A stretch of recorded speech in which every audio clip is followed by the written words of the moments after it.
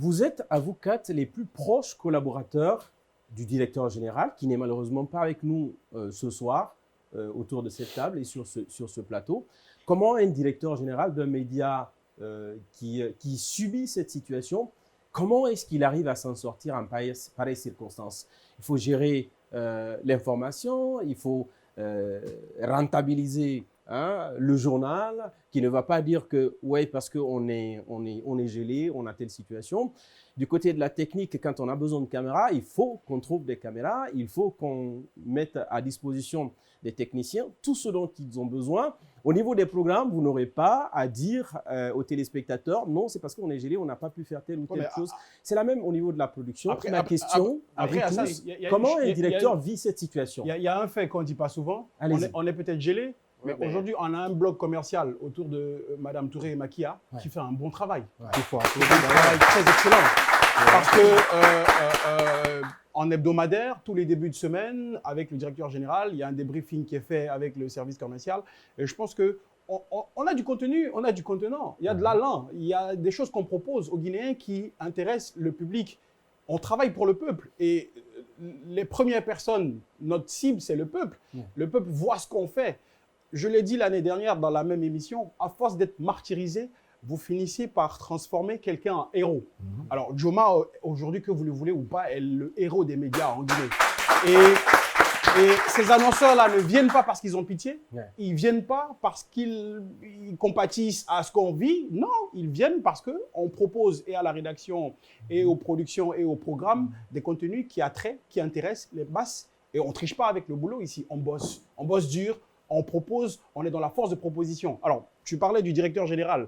C'est normal qu'on stresse parce qu'à un moment donné, quand au niveau de la masse salariale, au niveau de la gestion, au niveau de toutes les régions, aujourd'hui, nous sommes dans 14 ou 16 régions, il y a des cautions à payer, il y a un loyer à payer, il y a une gestion à faire et on sait encore qu'au niveau de l'intérieur, tout le monde n'a pas son indépendance à 100% parce que nous arrivons nouvellement dans certaines villes. C'est difficile. Mais dans la vie d'une entreprise, il y a des hauts et il y a des bas. Et je pense que c'est un moment qu'on va traverser et qu'on en sortira fort. Mais je peux vous assurer que nous tous, ici, collaborateurs, partageons le même stress que le directeur général et avons le souci à ce que ce média ne tombe pas. Et je pense que ce stress étant partagé, ça lui donne lui-même la force, en tant que directeur général, à tenir le bout du bateau en bon capitaine. Absolument. Un mot là-dessus, Depuis la mise en place de ce groupe, je me rappelle de notre toute première réunion quand il a dit que nous sommes notre propre rival. Il n'y a pas à dire que nous sommes rivalisés par X ou Y, non. Il dit que l'équipe qui m'entoure, si tout le monde voit dans la même direction, avec une synergie d'action, il n'y a aucune raison que ça ne marche pas. Et cela, grâce à son leadership, c'est vrai, il est stressé, on est tous stressés, mais le fait que tous les lundis, nous tenons les réunions de direction pour discuter point par point de toutes les situations, de tous les problèmes qui se présentent au niveau de toutes les directions. Ça facilite la prise de décision pour le directeur général. Ce ne sont pas des décisions prises de manière unilatérale. Vous savez, on a souvent dit, tout ce qui se fait pour moi sans moi, je peux penser que c'est contre moi. Mais quand il y a de l'inclusivité dans la gestion, chacun... L'esprit collégial. Exactement, l'esprit de collégialité. Chacun pense que ce qu'il dit est pris en compte et positivement. Tout de suite, ici, on n'impose pas, on ne s'impose pas, mais on impose son idée. C'est l'argument contraire.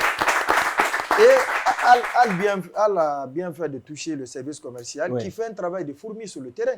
Le porte-à-porte. Ça paraît banal, mais souvent, moi, les gens m'appellent pour dire « Ah, votre service commercial vient de quitter ici, on me fait cette proposition, il y a ci, il y a ça. » Qu'est-ce que vous nous proposez? Très concrètement, quand les gens viennent, ils sont satisfaits. Parfois, on est victime même de la concurrence déloyale, du dénigrement sur le terrain. Mais dès l'instant qu'on explique aux partenaires ce que nous faisons, quand ils viennent nous découvrir, tout de suite... Il y a un déclic. Exactement. Donc, ça fait que ça ne peut que produire des résultats probants. Un mot, les deux, là-dessus, avant qu'on ne passe à la seconde phase. Bon, moi, je voulais ajouter à la suite de Al et de Condé que notre directeur général, pour la plupart des gens qui le connaissent ou qui ne le connaissent pas, c'est un homme qui a guéri, averti, parce qu'il n'est pas à ses débuts dans les médias. Donc, je me rappelle, on a géré d'autres médias ensemble. Donc, toutes les stratégies pour qu'un média puisse bien marcher, il le connaît. Donc, c'est cette impulsion qu'il a inculquée à tous les cadres que vous voyez autour de cette table. Donc, on s'est tous appropriés de ce dynamisme qui fait aujourd'hui que Dioma est structuré et que la prise de décision, elle est participative. Très bien. Parce que si vous assistez, par exemple, aux réunions du top management, donc les discussions sont parfois très houleuses. Et ça, c'est pour le bien-être du média. Et nous le faisons dans toute la transparence que possible, dans l'indépendance que possible. Il n'impose pas de décisions à un département. Donc, les chefs des départements prennent eux-mêmes leurs propres décisions, leurs propres initiatives. Cela est très important dans la vie d'un média, même d'une entreprise. Donc, comme les autres le disaient à la suite de Condé, et puis vous avez vu le service marketing, ben, on a pensé peut-être en gelant tous les comptes de Dioma, c'est fini, Dioma ne va plus vivre. Mais ils ont oublié qu'on a un bon service marketing, qu'on a une très bonne stratégie derrière qui nous a permis de vivre. Et c'est cela la force de Dioma. Ils ont tout fait, peut-être disant, bon, mais c'est vrai, il faut le dire, et il faut insister dessus.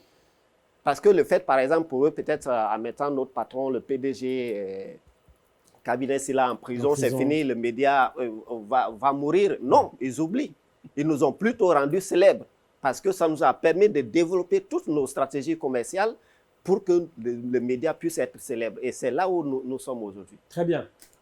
Ogino, je sais que tu fais partie des personnes avec qui tu es souvent en couteau tiré parce qu'on te demande parfois des choses. Ça peut être compliqué sur le terrain. Et comment tu vis donc, toi, comment tu vois le directeur vivre cette situation? Bon, ben, c'est une situation de tous les jours. Des fois, il y a beaucoup de situations qui arrivent dans son bureau pour qu'il puisse essayer de couper. Il faut trancher. Voilà, exactement. Donc, bon, ça arrive. Ce qu'il faut dire, c'est qu'il faut vraiment féliciter et puis sa bravoure, franchement. Parce qu'il aurait pu dire, bon, OK, là, c'est la merde et tout ça. Et puis, démotiver en quelque sorte toute la team. Mais au contraire, c'est carrément, c'est comme ce qu'ils ont déjà dit. Chaque lundi, on prend notre dose de motivation et tout ça. Et puis, il faut mettre aussi son management et puis son côté vraiment, leadership. Son leadership et son côté ouverture d'esprit qui fait carrément que, bon, c'est un bon patron, André. Très bien.